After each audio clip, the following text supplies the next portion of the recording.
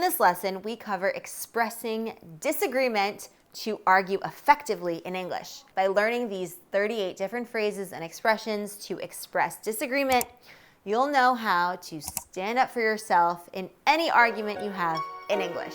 If you're ready, let's get started.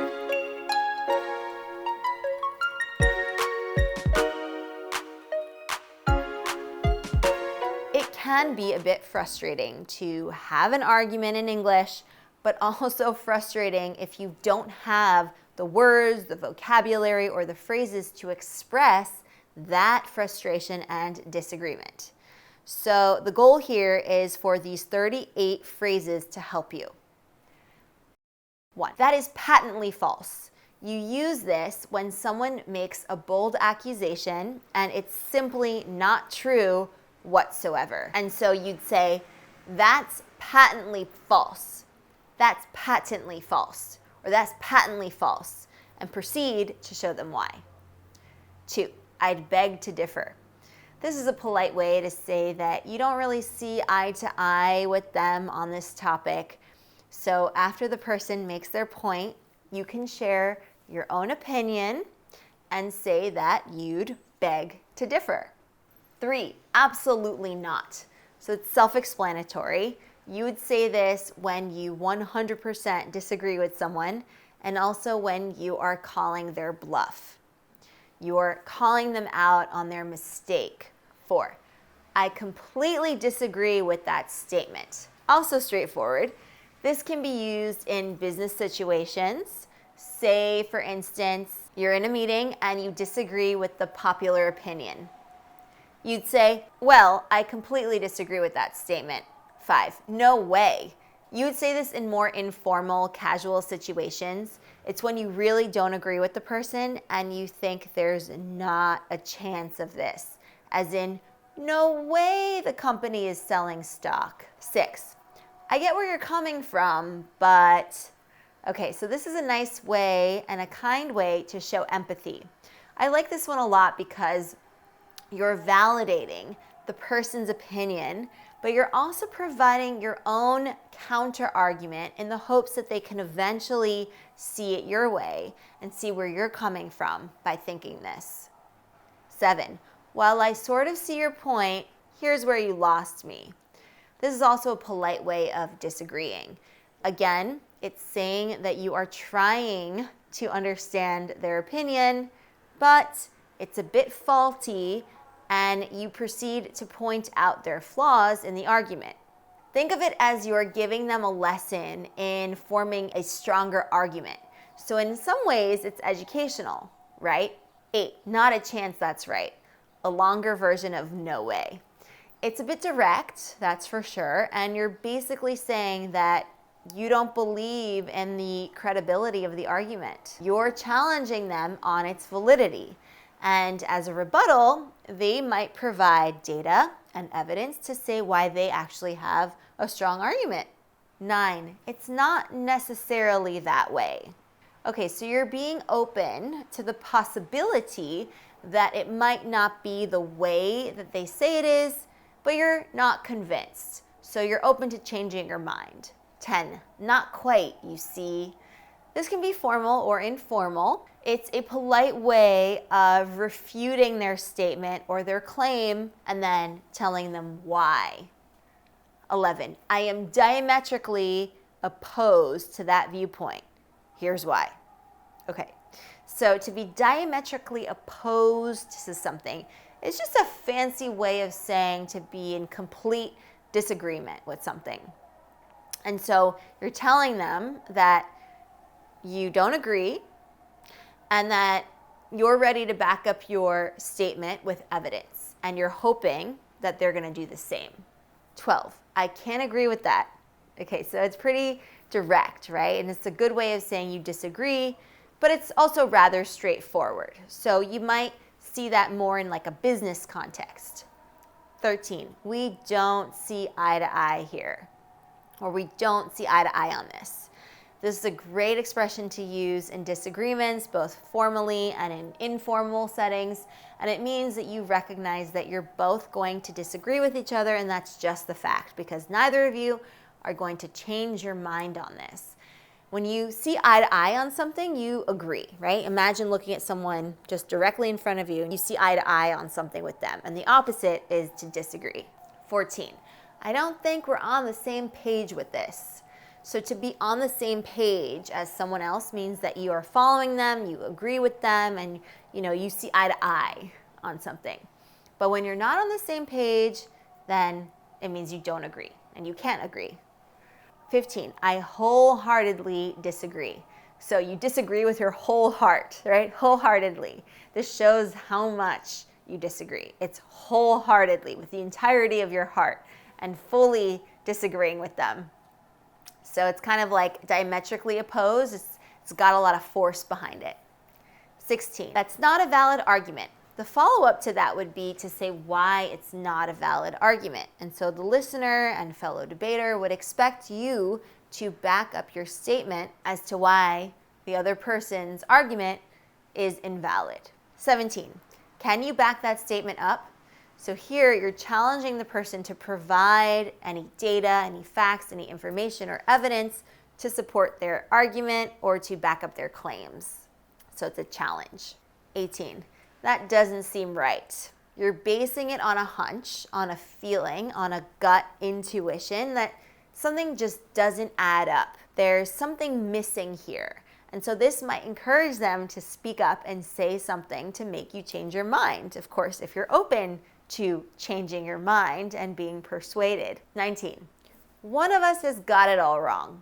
Okay, so here you're contending that one person is right and one person is wrong, and the two of you flesh out your individual arguments, and that maybe at the end of that, you're going to discover that one person has more of a correct idea and a good handle on the argument or situation, and the other person does not.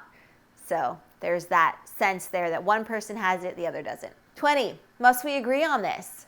This is a great way, a very realistic way of pointing out that not every argument has to come to a clean agreement. It's just not necessary. Sometimes we just have to throw in the towel and say, do we really have to agree on this? 21, clearly we have different perspectives on this. This is a very polite way to say that you and they are not going to change your opinions or change your mind about whatever you're thinking or whatever position you hold. So for the sake of everyone's sanity, just move on and cut your losses.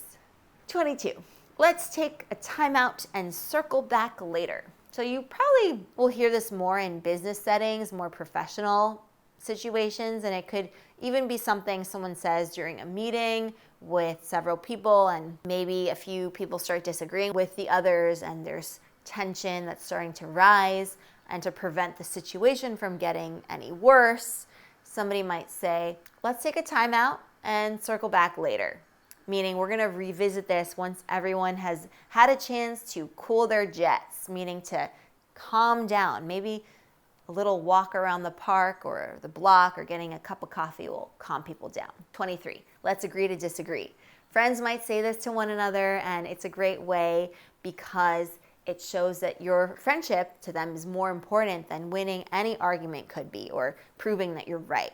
So it's a nice expression to use because it's about rising above the argument or the ego, like wanting to be right. It doesn't matter if you disagree with the other person, you have to treasure your friendship and your relationship and just call it at that. So you agree to disagree and leave it at that. 24, I'm not convinced. All right, so if you say it like that, I'm not convinced, you're challenging the person to convince you, right? So you want to hear their argument, and more importantly, you want to know how they're going to provide their evidence and support their claims, because maybe they have some interesting data that they'd like to share with you that's going to change your mind. 25, actually, here's my take on this.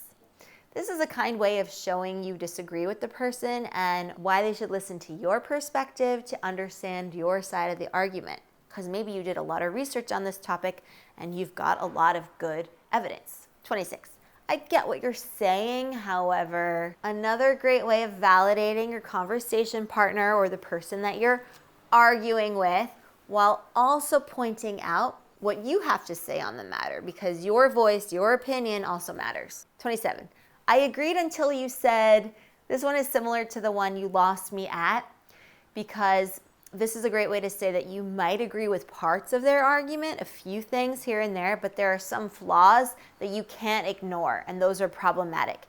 And you're simply pointing out which those are, which actually might help the other person strengthen their argument by bolstering the weaker points and thus creating a stronger argument once they fix those points. 28, I just can't get behind your point about or your take on. This shows that try as you may, you cannot agree with their position. And it illustrates that you're hoping to agree with them, and maybe this is someone that you're on close, good terms with, but you're fundamentally not able to agree with this argument. And so you voice that, and it's also a nice way to say that you disagree because it shows that you are still level-headed and you find that the relationship to this person is important to you and you want to honor that.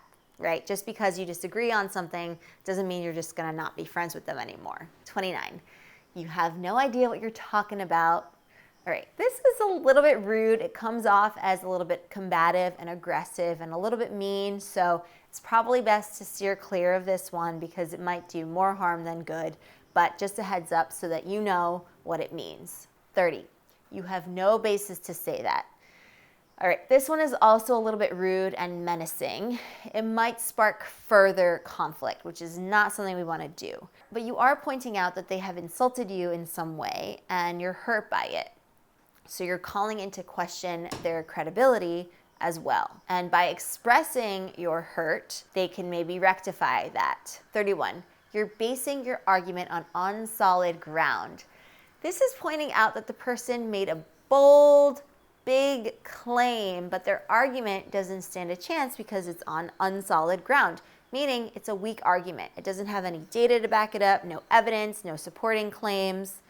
So just a weak argument. 32, that claim is unfounded. Another way to mean that, it's just a claim that they're making without any supporting evidence. Anyone can say what they want, but if they can't back it up, it's not going to be a strong argument. So you're basically asking them for the proof, for the evidence of what they're saying and why they believe this to be the case. 33, that is a fallacious argument. Fallacious argument. So you're expressing that you believe this argument is fake. It's not real. It's not strong enough of an argument, and it could even be false. That's what you're hinting at. That's what you're insinuating until they provide further proof, right? 34, that's an unsubstantiated argument. You've got no evidence to back it up, in other words. So when you say this, you're encouraging the other person to provide supporting facts and evidence and details so that maybe you can change your mind on it or see it their way. And if a statement is just a statement, then it's a claim. It's not an argument. 35, that's a bold claim. Are you sure you want to go there? That's a bold claim. Are you sure you want to go there? Right? So you're challenging the person and asking them, they have a few seconds to decide and rethink this whole thing and perhaps even take it back because you don't want to go there. And you don't suggest that they want to go there either, right? And so the person might have time to think and then say, oh yeah, I'm sorry, you're right. I completely was out of line to say that. And they might apologize to you, right? Saying that they blurted out without thinking because they don't want to go there, right? Going there means bad news, so they're not going there. 36, people who live in glass houses shouldn't throw stones. This is a great expression to mean that people who have faults should not criticize other people for having the same faults. And everyone has faults. No one's perfect. So it's a great one to use. You might use this when someone tries to criticize you or point something out that's negative, but that's also something that they do or something that they are. And so you're reminding them that they're not perfect either. And in fact, you sort of share this same quality that you both have. 37, the pot calling the kettle black. So imagine a teapot on or a kettle on a stove, right? This is a great one to use in a situation in which one person criticizes another for a fault that the person also has. So very similar to the other one. Someone might make a remark on how you quit an accounting program to be an entrepreneur, and you can say the pot calling the kettle black because they basically did the same thing, only they dropped out of law school and not accounting school, and they're running a business too. Or if someone criticizes a person for being late all the time, but the other person, the person who criticized, is also frequently tardy, then you can use this expression to remind them of this. 38. While there might be a kernel of truth here, let's not forget that. Okay, so this is a nice way to acknowledge that there might be some aspects of truth in the argument that you may or may not agree with, but there is an important point that cannot be overlooked, and that's sort of the big piece to this argument. And you shouldn't forget it, and it's ultimately why you don't agree with them. And so that's what you're pointing out with this. Woohoo, well done for making it through 38. Can you believe it? 38 ways of expressing disagreement to argue effectively in English, to stand your ground, to stand up for yourself, and also to be open to changing your mind. You can maybe present a counter argument, or you can be open to hearing their counter argument. And having these phrases to argue effectively in English will allow you to express yourself. Try to argue in a way that remains polite and respectful because, as we say in English, you attract more bees with honey than with vinegar. So maybe in the moment when tensions are high, it might be a good idea to just take a 10-15-minute break and then revisit the topic later so that you have a clear head about you. But either way, now you have the language to make your argument as strong as it can be, provided that you have good supporting points, details, and evidence to back up your claims and to bolster your argument. All right, advanced English learners, thanks so much for tuning into this lesson. If you are watching on YouTube, then be sure to leave a big thumbs up and a comment. And if you are listening to our podcast, then be sure to leave a nice 5-star review. That really helps us out, and it allows us to continue making more high-quality content for all of you to enjoy. And if you would like to see the transcript and full lesson of this lesson, then you can head on over to our blog at advancedenglish.co/blog and check out all the goodies over there. And also be sure to sign up for our newsletter. It's free and it comes out once a week, and we send you lots of nice resources, new lessons, and any updates on anything going on over here at Advanced English. All right, that's it for me today. I will see you in the next Advanced English, where we're going to continue advancing your English together. Until then, keep up the awesome work, and I will see you soon. Bye for now.